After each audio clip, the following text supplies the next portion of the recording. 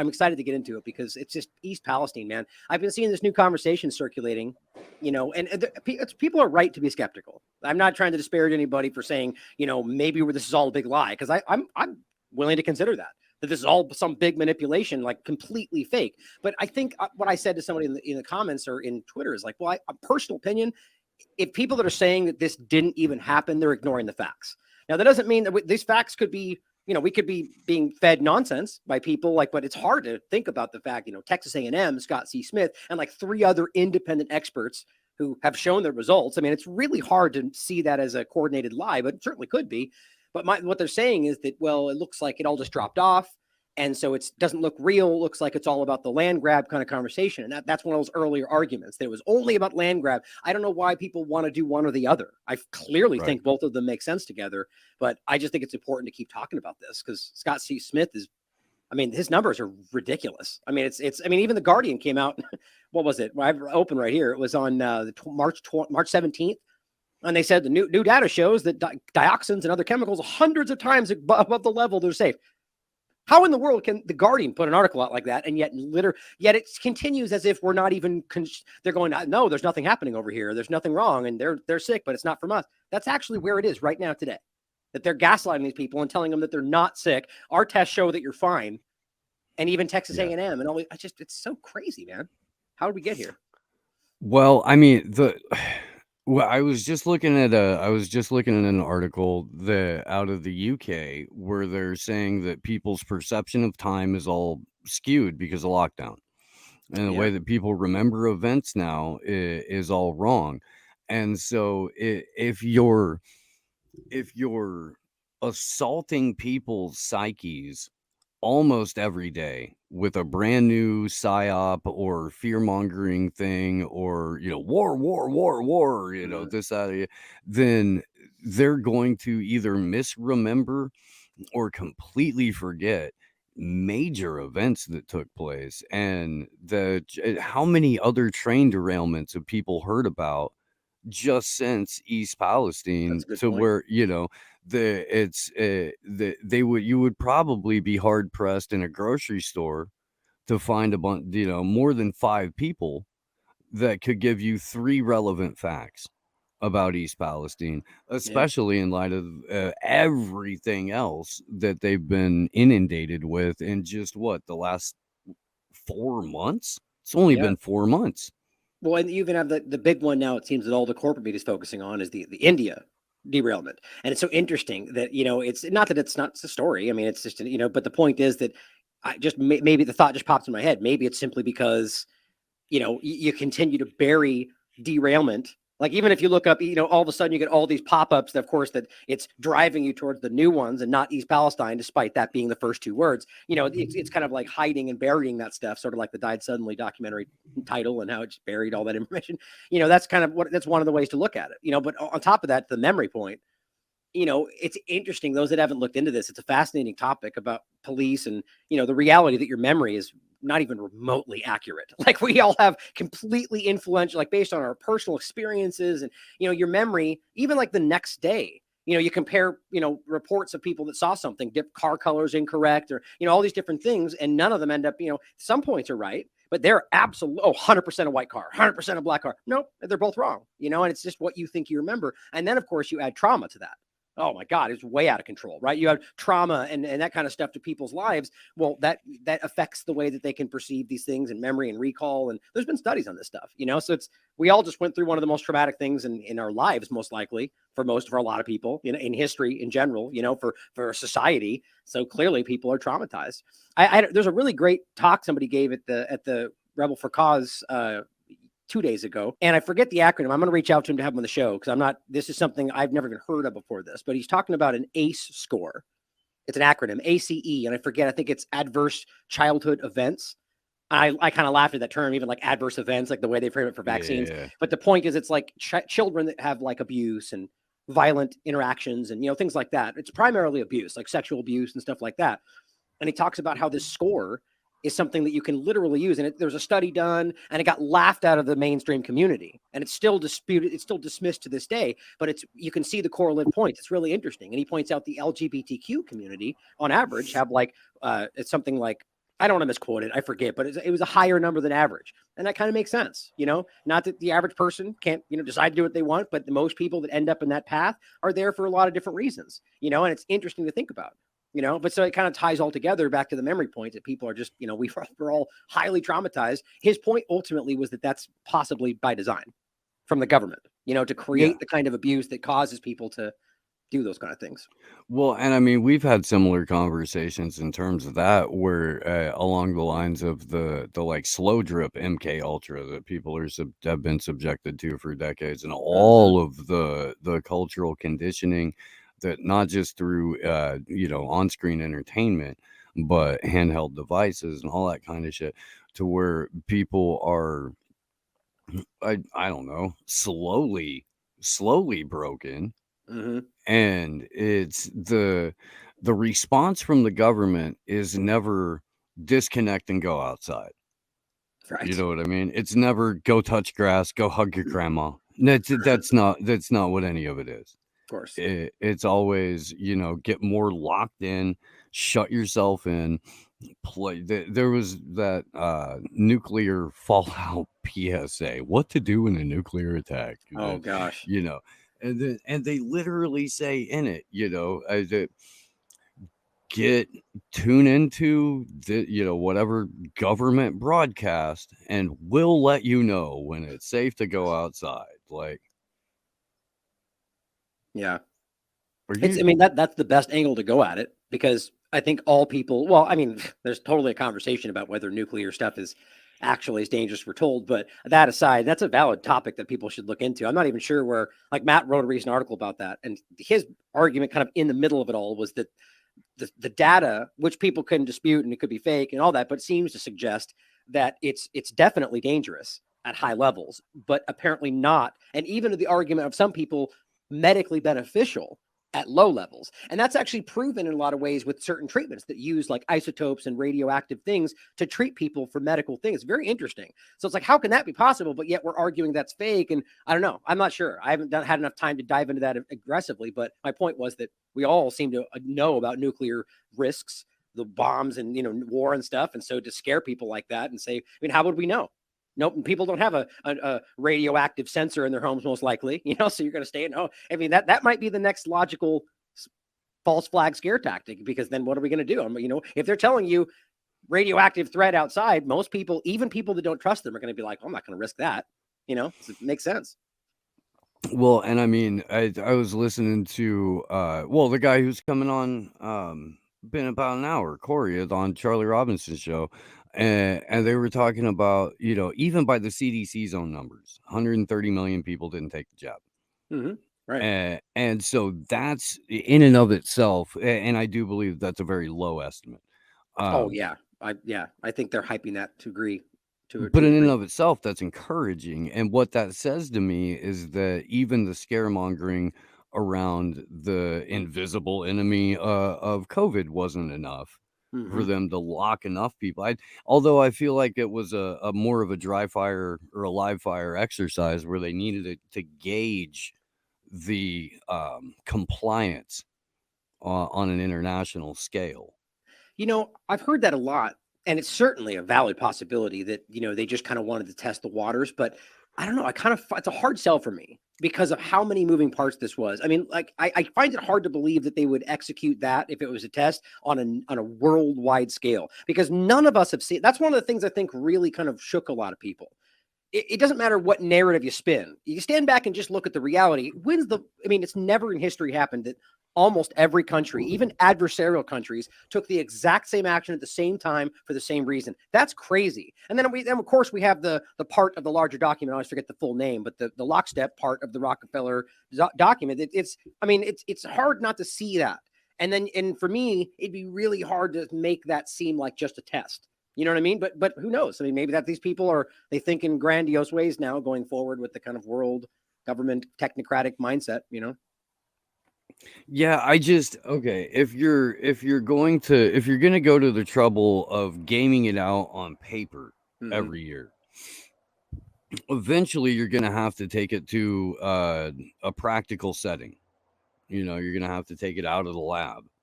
And if you've got however many countries on board with the WHO that have already signed, whatever various agreements and treaties in the past, it doesn't seem that far out of the scope of reality to have a relatively small number of players involved in gaming out the scenario, and then having everybody in every country do what their protocols said that they were supposed to do for this in the first place. So you're muted, by the way. I just said, yeah, and we know those exist.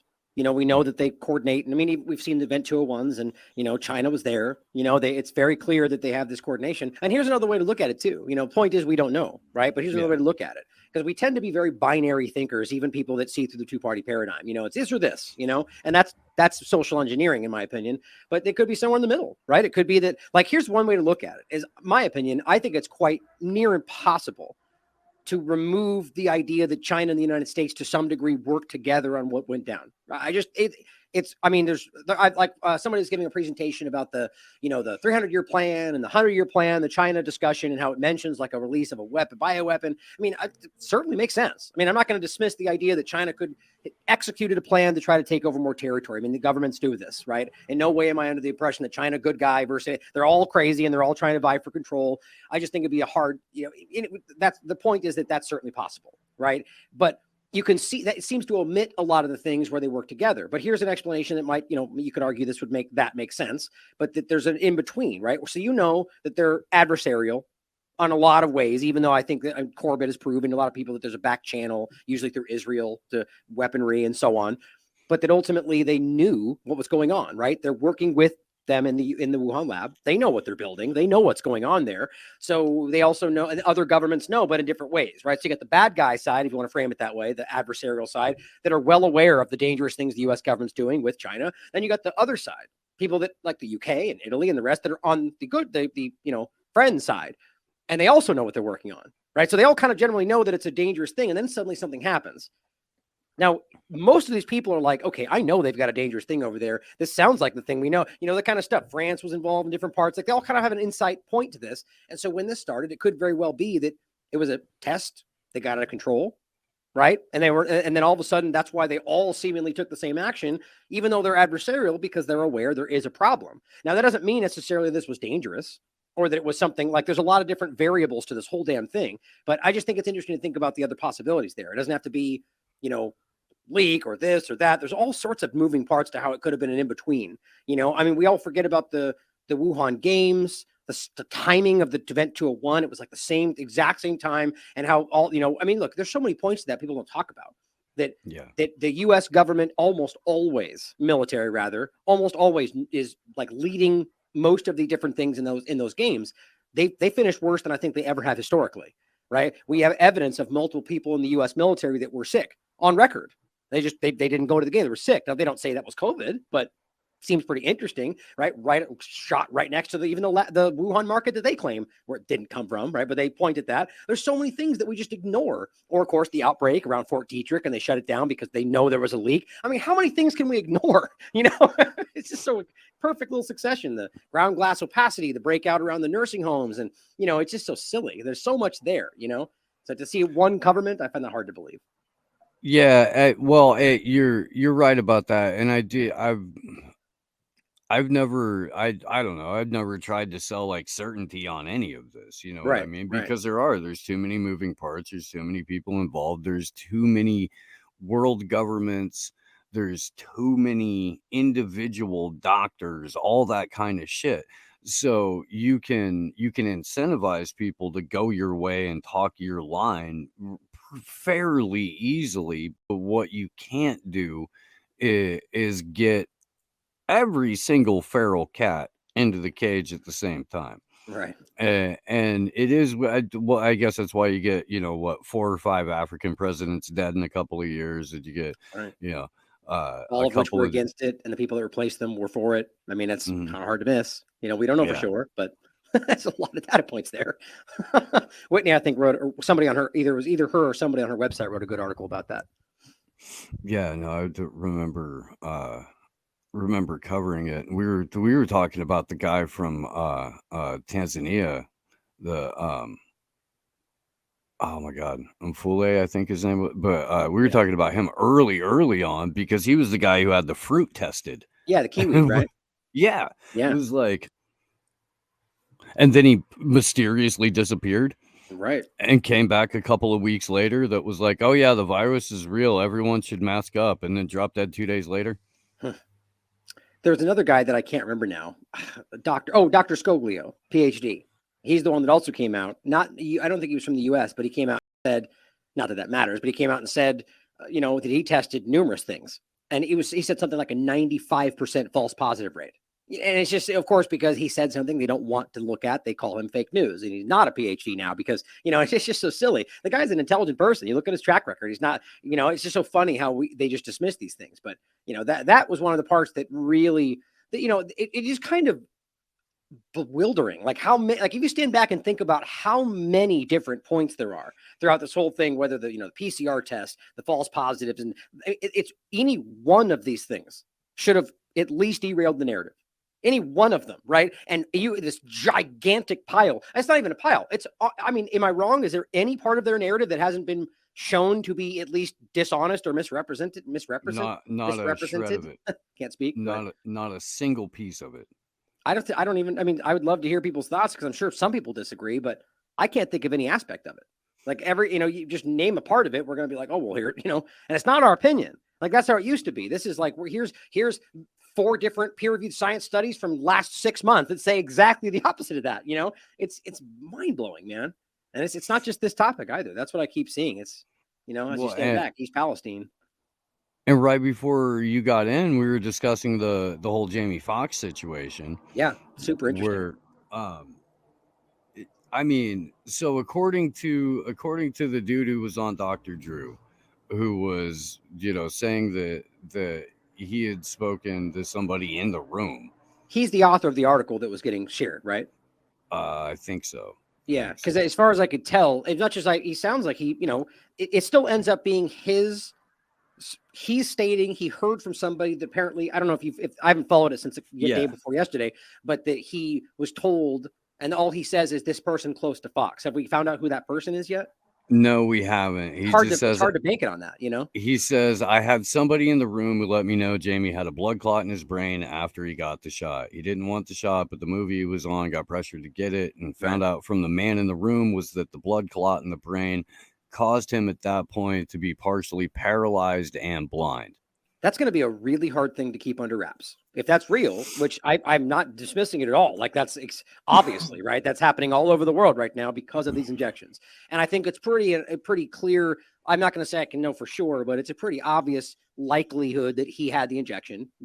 Just the same thing we point out. They claim 70% of the country was injected. So right there's one point to say, well, it's more than a coin flip that he did, right? And then you have the fact that he worked in all these movie sets that were pushing it, and he was being pressured, like the guy was saying, firing people. So who knows, right? But it makes sense. But then whether or not this is what happened, I don't know how we won't be able to find out.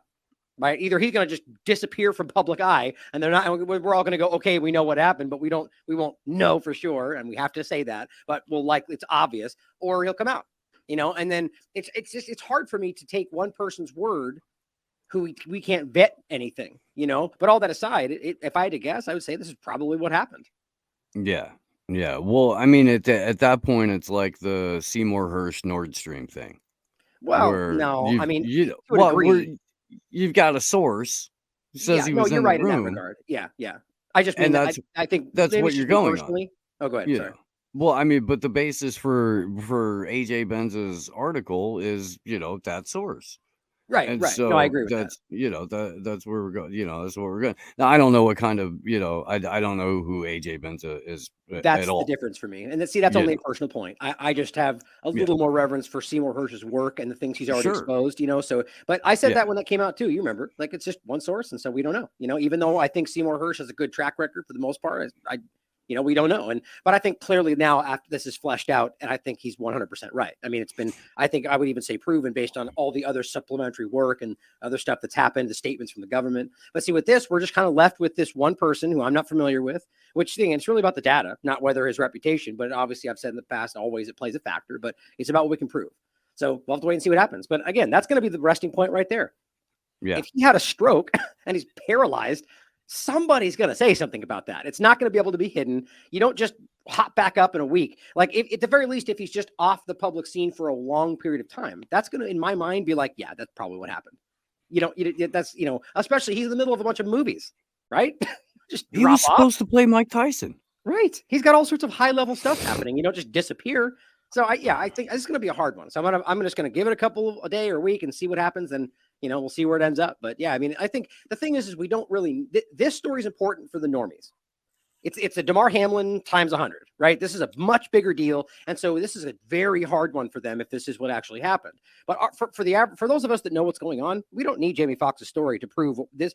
It's been verified by peer-reviewed science, by real-world observation, is causing strokes, heart attacks, blood clots. We know this already, So what does this do then to people like Kevin Hart and people that are in, that circle and that sphere who maybe bought all of the vaccine line hook, word for word, and are now seeing arguably one of the most talented people, period, like on the planet, multi-talented people in existence,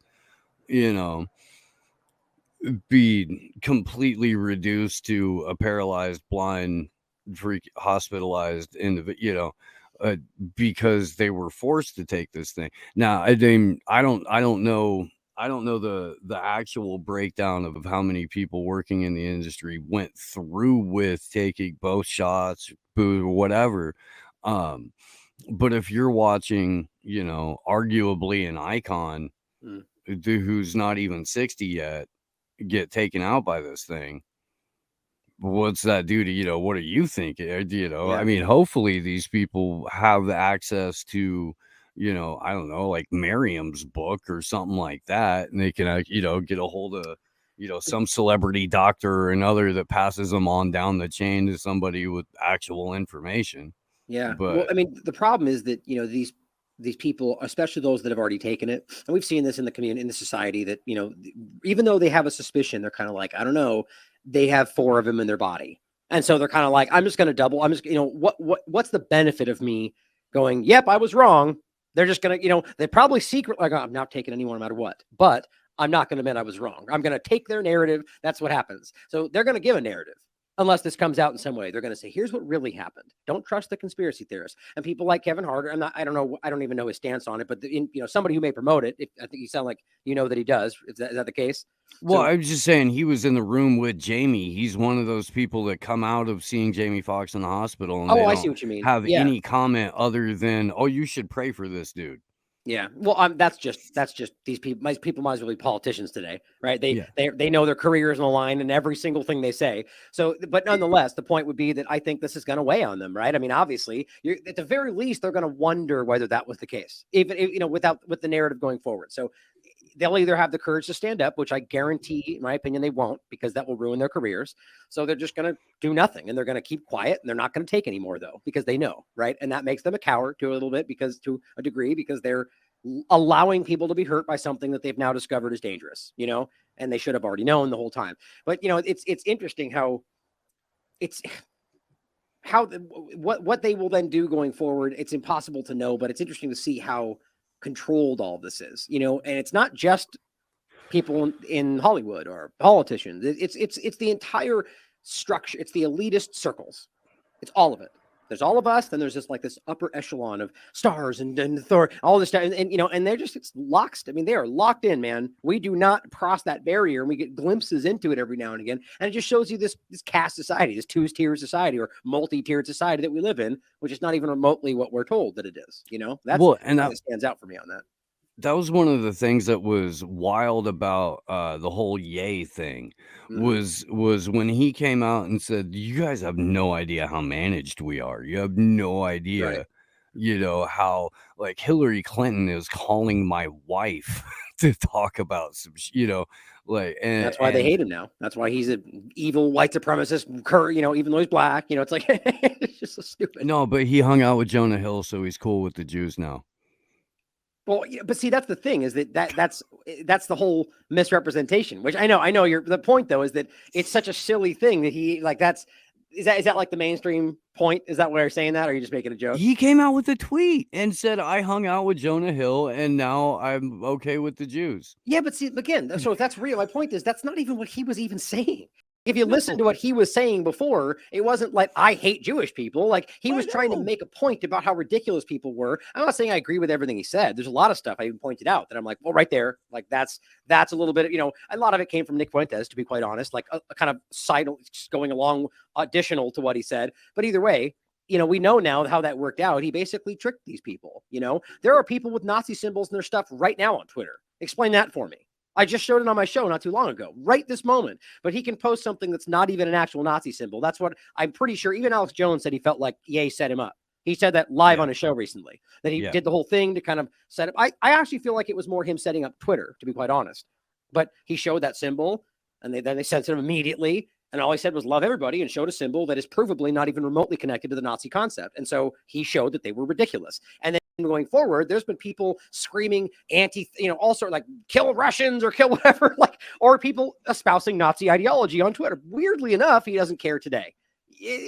Like you said, Ye is right. They are wildly, what's the word he used? Controlled, or what did he say? Influenced? Yeah. Groomed? Oh God. I mean, it was either way, same point. Yeah. They're controlled. They're influenced by their handlers, whatever it is.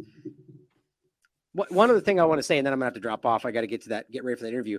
Is I'm of the mind that a lot of these people didn't take it. I really am. Like a lot of people in the higher ups, because one thing I've talked about a lot over the years is how most, and this is easy to prove, of these really high level athletes, even some of the stars and people that are famous and so on, they go to places out of the country for new groundbreaking medical treatment. Like I make this, it's not even a joke. I mean, for crying out loud, Peyton Manning, how long ago was that? The guy broke his neck. As I understand it, maybe I don't forget if I vetted this or not, but it was the same one apparently that was like Christopher Reeves or something. It's like really serious. But either way, he broke his neck. He came back the next year and played the year of his life.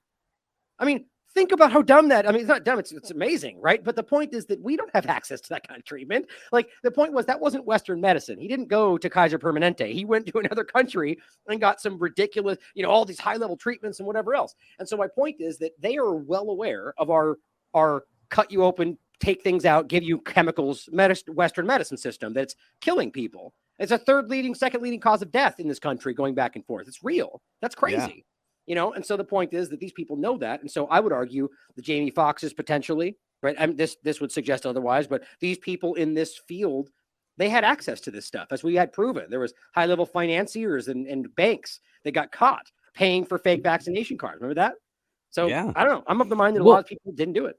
And we also know that, I mean, even the father of allopathic medicine wasn't an adherent of it. Who's that? Rockefeller. Oh, right. Yeah. Well, that's the classic. You talking about all the way back to the beginning? Yeah. Yeah, exactly. He had a homeopath until the day he died. Yeah. I mean, I don't know what more people need than that, personally. It's an oil-based concept. Corbett's broken that down really well. Mm-hmm. Yeah. It's petroleum and oil is the industry they had. So they just, that's, people don't realize that all of these medicines, our entire pharma industry, for the vast majority, the pills and all that, it's all petroleum based. I mean, it's just, it's like stuffing this, like, here, take some fluoride in your water because it's great for you. It's the same kind of nonsense. No, it's not. It's a byproduct. These things are being pushed on us, man. It's like, maybe they figure out ways to do this and do that, but the side effects, otherwise known as the effects of the pill, are well, it's over here. Don't talk about that. It's just mindless, man. It's crazy. Yep. Anyway, well, I do have to drop off. I appreciate you popping in, my friend, and I'll see you tomorrow. Yes, sir. I'll see you in the morning. All right, brother. Well, you have a great rest of your day. Enjoy that interview, and we'll talk soon. Sounds good, brother. Peace. Cheers, man. Ryan Christian, everybody, on a random pop in, because why the heck not? That's how we do it.